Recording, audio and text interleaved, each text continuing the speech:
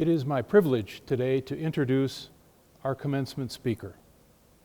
The Honorable Sidney R. Thomas is a judge on the Ninth Circuit Court of Appeals in the United States. The Ninth Circuit is comprised by the states of Montana, Idaho, Washington, Oregon, California, Nevada, and Arizona.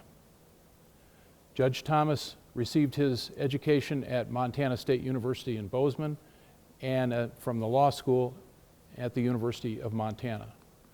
He practiced law for a long time in Billings and was named to the Ninth Circuit in 1996.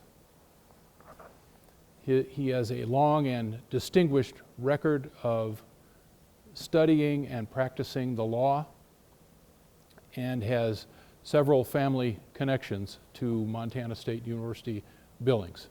It's my privilege to introduce Judge Thomas. Greetings. My name is Sid Thomas, and it's my honor to serve as Chief Judge of the Ninth Circuit Court of Appeals. The Ninth Circuit is the nation's largest federal appellate court. It covers the 9 western states and the Pacific Islands. And it's a particular privilege for me to be with you today to celebrate your graduation. It seems like only yesterday, but it's been 45 years since I graduated from college in Montana. My father was proud and my mother relieved. Our family has a deep commitment to the Montana University system. My father was a professor at MSU Bozeman. Both my wife and I earned our undergraduate and graduate degrees in Montana, and she serves on the Board of Regents of Higher Education. My sister was a campus chaplain at MSUB, and my brother-in-law was vice chancellor for student affairs. But most importantly, our 2 sons attend MSUB.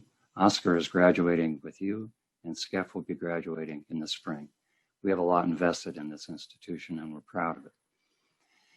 Now, I've been asked to give you some advice today, which is always risky business, but I'll plunge ahead anyway.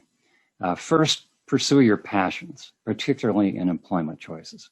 If you love your work, you'll love your employment, and you'll be very happy. An example. Several years ago, a lawyer and his wife went to one of my colleagues. They were despondent. They said, "Our son is dropping out of Harvard. He's going to pursue his dreams. Can you talk him out of it?"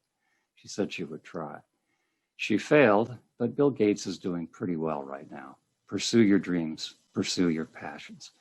2, commit yourself to excellence in everything that you do. Take on the hard tasks. If you're given a lousy job, do it well. It will pay rewards over your entire life. 3, you need to learn emotional intelligence. Keep your respect for others. Remember that your life and your actions, whether large or small, have a great impact on others. Let that be a positive one. Finally, invest in your community. You will be repaid 1,000-fold, and we need you. Our communities need strengthening. I might close with an example of a Montanan who exemplified all those values, former Chief Judge James R. Browning. Judge Browning was born in Belt, Montana, the son of a blacksmith. He went to the University of Montana School of Law and earned some of the highest grades in the history of the school, but he couldn't find a job. He eventually ended up with the Department of Justice in DC and rose to the position of executive assistant to the Attorney General. And there he participated in some of the highest profile cases of the era, including Brown versus Board of Education. When the administrations changed, he lost his job. So he formed a 2-person law firm in DC. Prospects didn't look good. But he did a lot of pro bono work and community work, and that caught the eye of Chief Justice Earl Warren, who named him to the clerk of the United States Supreme Court. And as clerk, he held the Bible at President Kennedy's inaugural, and Judge Browning's portrait still hangs in the United States Supreme Court building. President Kennedy appointed him to the Ninth Circuit, and he became Chief Judge, one of the most innovative Chief Judges in the history of the circuit and probably the history of the nation. His accomplishments were such that he earned the coveted Devitt Award, which is the Nobel Prize equivalent for judicial administration.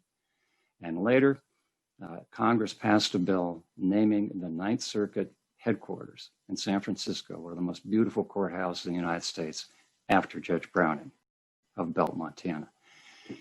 He exemplified all those values. He pursued his passions. He had a commitment to excellence. He had emotional intelligence, and he gave back to his communities. And you can too. MSUB has given you all those tools, and we need your support in the future. Thank you for your efforts. Continue those efforts. Congratulations to my son, Oscar, and congratulations to you and your family.